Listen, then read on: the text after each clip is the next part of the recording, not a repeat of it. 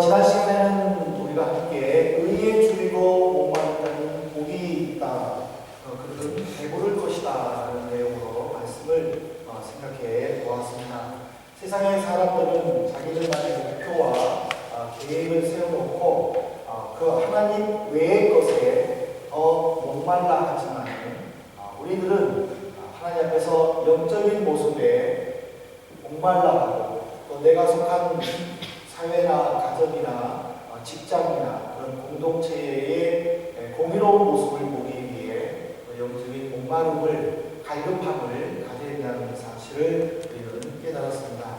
일주일 동안 하나님께서 보내주시는 그 삶의 현장에서 정말 영적인 갈급함 속에서 사셨는지요.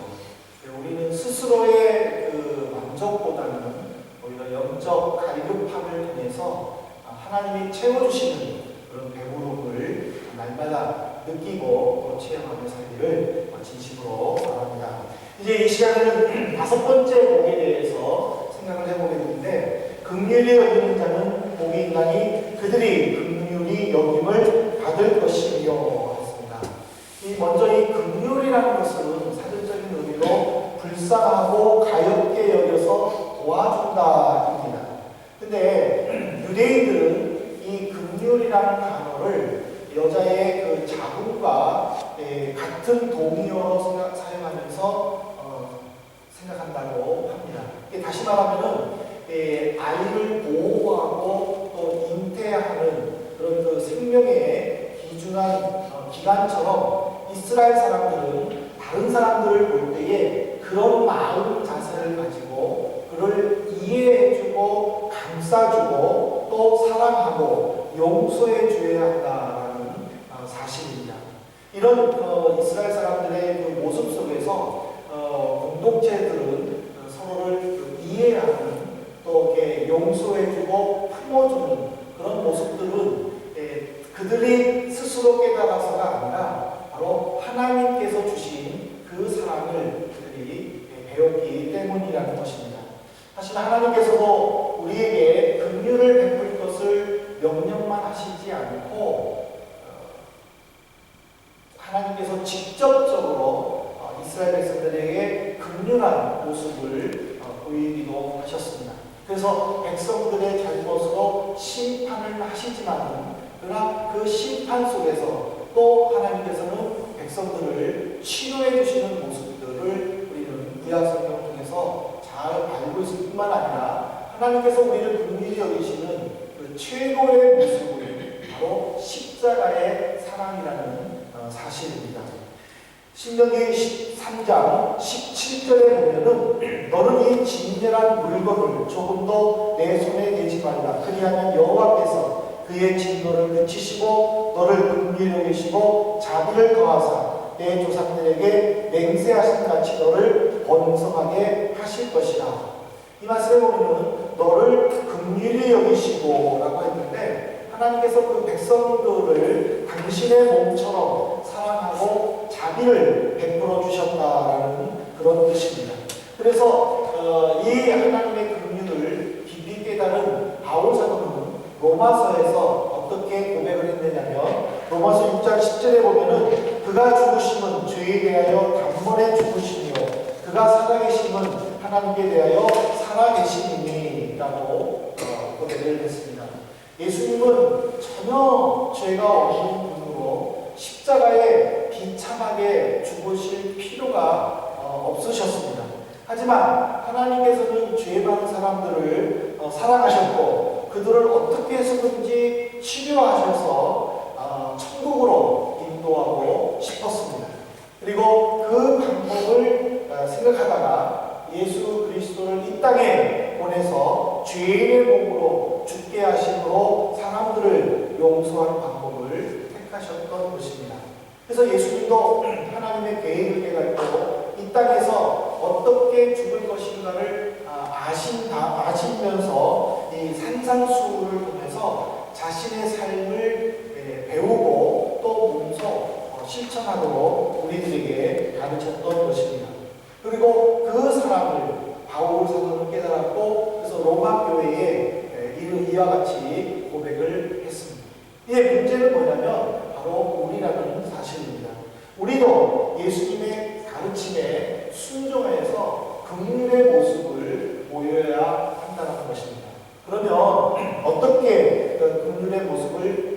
있을까? 저는 성경의 대표적인 두 사람의 모습을 함께 나누면서 우리가 도전을 받으려고 합니다.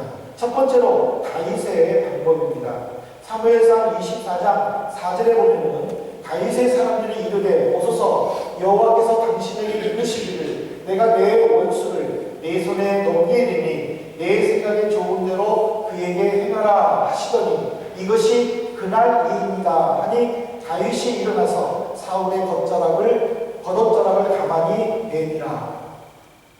이스라엘의 초대 임금인 사울은 자기의 뒤를 이어서 큰아들 요나단이 왕이 되지 못하고 사위인 다윗이 왕이 된다는 사실을 알고 나서부터는 다윗을 죽이려고 했었습니다. 그렇지만 이 사울의 이런 계획을 다윗의 아내이면서 사울의 딸인 미갈과 그리고 사울의 큰아들 요나단의 도움을 받지 못함으로 이 일이 실패로 돌아가게 되었습니다.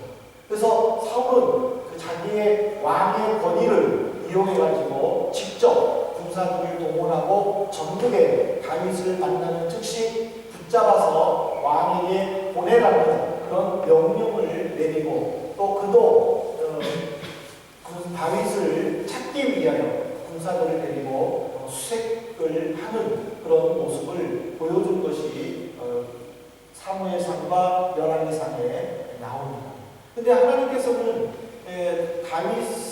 다윗을 보호하셔서 결정적으로 사울이 다윗을 죽일 수 있는 기회들이 2번 이상 있었지만 그때마다 하나님은 막아주셨습니다.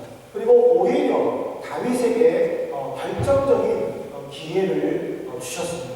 바로 사무엘상 24장이 바로 그런 내용입니다. 다윗을 따랐던 부하들이 다윗에게 말합니다. 여호와께서 이르시되, 이 말을 통해서 여호와께서 당신에게 이르시기를 이거를 이용하면서 지금이 좋은 기회입니다. 이 기회를 놓치면 언제 우리에게 또 좋은 기회가 올지 모른다고 이야기를 합니다. 다윗도 신하들의 말을 듣고 자기의 생명을 보호받기 위해 사울을 죽이고 싶은 마음도 있었습니다. 그러나 그는 마지막에 사울을 죽이기보다는 오히려 사울이 입고 있는 옷자락을 베었습니다. 하지만 그 옷자락을 베는 것도 순간이었고 사무엘상 24장 5절에 보면은 바로 그리한 후에 사울의 옷자락을 뱀으로 말미암아 다윗의 마음이 찔려 이마저도 양심의 가책을 느낀 것입니다. 그것은 무엇 때문이냐? 하나님께서 율법에 기름 부음 받은 종을 해하지 말라고 하는 그 법이 있는데 내가 지금 기름 부음 받은 내 주 왕의 옷자락을 뱉다라는 사실입니다.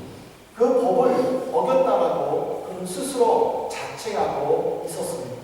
그래서 사무엘상 24장 6절 이하에 보면은 어떤 상황에서도 사울 임금을 죽이지 않겠다라고 결심을 하고 도망을 다니게 됩니다. 이 내용을 보면은 다윗이 사울 임금을 자기 목숨처럼 사랑하는 마음으로 긍휼을 베풀었음을 우리는 깨달을 수 있습니다. 진정한 긍휼이라는 것은 상대방의 목숨을 내 목숨처럼 아끼고 사랑하는 마음이 담겨져 있어야 합니다. 대부분의 사람들은요, 자기 몸을 가꾸고 아끼는 데에 많은 시간과 물질을 투자를 합니다. 그렇지만 상대방에 대해서는 그렇게 시간들을 투자하지 않습니다. 대충 그냥 사랑하는 모습만 보여줍니다. 그러나 하나님은 우리에게 긍휼의 모습, 즉 상대방의 목숨까지도 내 목숨처럼 여길 것을 요구하셨습니다. 신명기 22장 8절 보십시오. 내가 새 집을 지을 때에 지붕에 난간을 만들어 사람이 떨어지지 않게 하라. 그 피가 내 집에 돌아갈까 하노라. 하나님께서 모세에게 율법을 주실 때 사람들의 생명을 귀중하게 여긴 것을 바로 이 집을 짓는 데에 건물 외벽에다가 보호막과 난간을 설치할 것을 이미 이때부터 가르쳐 주셨습니다. 그런데 오늘날에 많은 사람들이 그냥 자기가 공사하는 것에만 신경을 쓰고 주변에는 신경을 쓰지 아니함으로 말미암아 사람이 죽는다든지 다친다든지 하는 이런 인명피해와 재산상의 피해가 끊임없이 일어나고 있는 현실에 우리가 살고 있습니다. 만약 내 생명처럼 내 몸을 귀하게 여기듯이 상대방을 귀하게 여긴다면 이 세상의 어떤 곳에서도 인명피해나 재산상의 피해는 없을 것입니다. 그리고 각종 사건, 사고들이 끊어지고 말 것입니다. 그러므로 우리는 긍휼히 여기면 복이 인간이 긍휼히 여김을 얻을 것이다라는 이 말씀을 실천함으로 정말 나를 통해서 내 주변에 어떤 인명피해나 재산피해가 없도록 우리는 힘써야 될 것입니다. 두 번째로는 신약성경에 보면 선한 사마리아 사람의 방법이 소개되어 있습니다. 누가복음 10장 33절에 보면요, 어떤 사마리아 사람은 여행하는 중 거기에 이르러 그를 불쌍히 보고 불쌍히 여겨 라고 했는데, 이 누가복음 10장에 보면은 어떤 율법사가 예수님께 나와서 선생님, 내 이웃이 누굽니까? 라고 하는 질문에 예수님께서 사마리아 사람의 그 착한 일을 지금 비유하면서 이야기하신 내용입니다. 여기에 보면 한 유대인이 예루살렘을 떠나서 장사하기 위해 여행 중에 있었습니다. 그러다가 강도를 만나서 물건만 빼앗기는 것이 아니라 얼마나 많이 맞았는지 그 사람이 길거리에 쓰러져가지고 기절을 했습니다. 그런데 그 길에 제사장이 지나가고 레위 사람이 지나갔지만은 그냥 그 사람들은 쳐다만 보고 회피하고 말았습니다. 그러다가 조금 지난 후에 이제 사마리아 사람의 한 사람이 여행을 하다가 그 사람의 상태를 살펴보게 되었고 위급한 것을 깨닫고 자기 나귀에 태워서 이제 가까운 여관에 데려다 간호를 해주고 또 자기가 가야 될 길이 있기 때문에 여관 주인에게 2데나리온에 되는 치료비를 주고 그리고 부탁을 하죠. 치료 좀 해줘라. 만일 돈이 더 들면 내가 다시 여기 올 텐데 그때 나에게 경비를 청구하면 내가 더 주겠다. 그렇게 간절히 부탁하고 자기 길을 떠났다고 합니다. 예수님께서 칭찬하신 이 사마리아 사람의 그 모습은 그 쓰러진 사람의 상태를 자기의 상태로 받아들여서 정성을 다해서 치료해 준 결과라는 것입니다. 그도 바빴습니다. 나름대로 해야 할 일도 있었고 또 제사장이나 레위 사람처럼 바쁘다는 핑계로 그냥 거기를 지나쳐 갈 수도 있습니다. 왜냐하면 아무 주변에 사람도 없었기 때문에 설령 사람들이 있었어도 그는 쳐다보고 어깨를 한번 으쓱하고 지나가도 어느 누구도 손가락질할 상황이 아니었습니다. 왜냐하면 유대인이 쓰러졌고 그는 사마리아 사람이었기 때문에 유대인과 사마리아는 신체적 접촉을 하면은 율법적으로 죄를 범하는 그런 상황이기 때문에 사마리아 사람이 굳이 착한 일을 할 필요도 없었다는 사실입니다. 그러나 그 사마리아 사람은 유대인이나 사마리아 이 신분을 떠나서 이 사람의 상태를 자기의 상태로 받아들이고 최선을 다해서 간호해 주었다는 사실입니다. 이런 모습에 대해서 바울 사도는 로마 교회 성도들에게 로마서 12장 15절에 보면은요, 즐거워하는 자들과 함께 즐거워하고 우는 자들과 함께 울라고 말했습니다. 모든 상황을 자기의 상황으로 생각하면서 긍휼함의 모습을 보여야 한다는 사실입니다. 내가 만약 저 사람의 상황에 있다면 나는 어떻게 했을까? 라고 한다면 그 사람을 충분히 이해하고 감싸줄 수 있다는 사실입니다. 그래서 예수님께서도 이 선한 사마리아의 비유 중에 마지막으로 요구한 것이 누가복음 10장 37절입니다.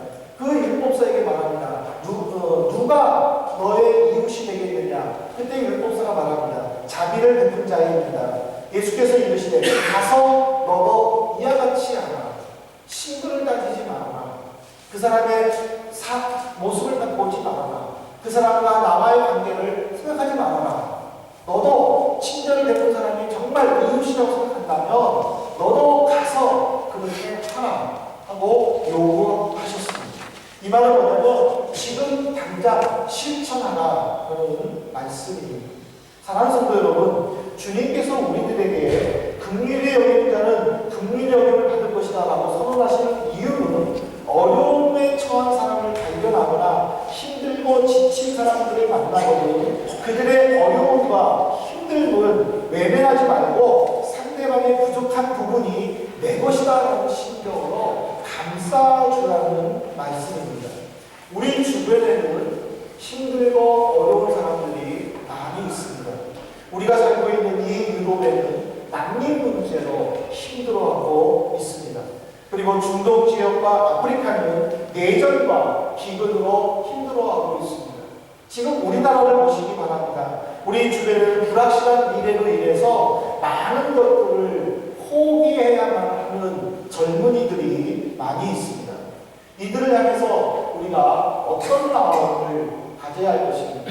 그저 불쌍한 마음으로 안 된다는 마음으로 돈이나 얼마 주고 알아서 해라. 그리고 나는 내 착한 일 다 했다 라고 생각해서는 안 될 것입니다. 오히려 서로 머리를 맞대고 지혜를 모아서 근본적인 대책을 세우고 실천할 수 있는 그 일들을 하나씩 해나가는 긍휼한 마음이 나에게 있어야 될 것입니다. 무엇보다도 그들의 아파하고 힘들어하는 것을 우리가 내가 나의 아픔으로 나의 어려움으로 받아들여야 될 것입니다. 단순히 나보다 좋지 아니한 사람들을 불쌍히 여기고 그냥 돕고 싶은 마음으로 도와주는 것, 그것은 긍휼이라고 말하지 않습니다. 그거는 그냥 자선입니다. 그냥 내 착한 모습을 다른 사람들에게 보여주는 것입니다. 긍휼이라고 했을 때에는 하나님의 신격을 가지고 하나님의 마음으로 불쌍히 여기는 마음이 앞장서야 됩니다. 왜 그런지 아십니까? 마태복음 18장에 보십시오.